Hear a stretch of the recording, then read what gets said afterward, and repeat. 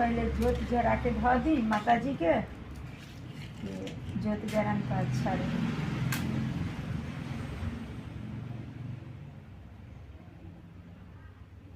माई के जोत पहले जरा के धो देनी। जय माता रानी। अब तनी मंदिर माई के साफ कर दी।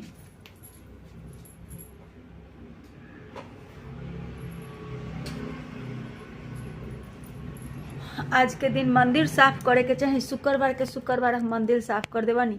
आपन देह तो साफ हो जाला लेकिन माई के मंदिर साफ होके के चाहिए। तो हम आज शुक्रवार के शुक्रवार मंदिर भी साफ कर देवानी कि शुक्रवार के मंदिर भी साफ करे के चाहिए। तो आज सारा हम मंदिर पहले जो जगा देनी जो जरा के धो देनी। हे माँ गलती भूल चुका क्षमा करिहा हे माई। बहुत पूजा से शुरुआत हर कुछ कैल अच्छा है। रोज तो हम सुबह कर ले बनी पूजा पाठ लेकिन शुक्रवार के शुक्रवार लेट हो जाला।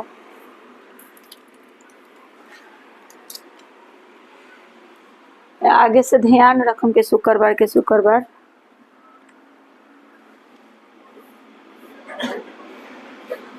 सवेरे हम पूजा कर लें।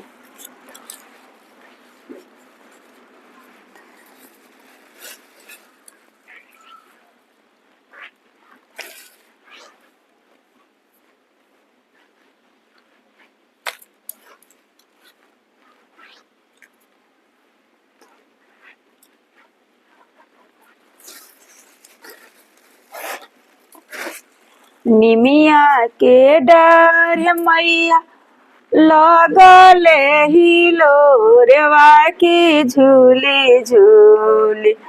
मैया हमर गावेली गीत की झूली झूली।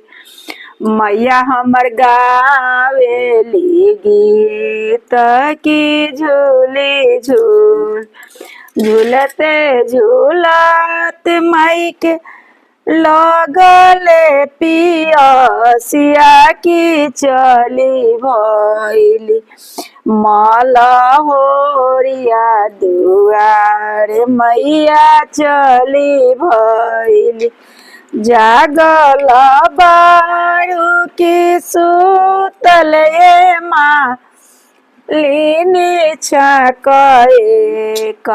मोहि के पनिया पियावा की छक।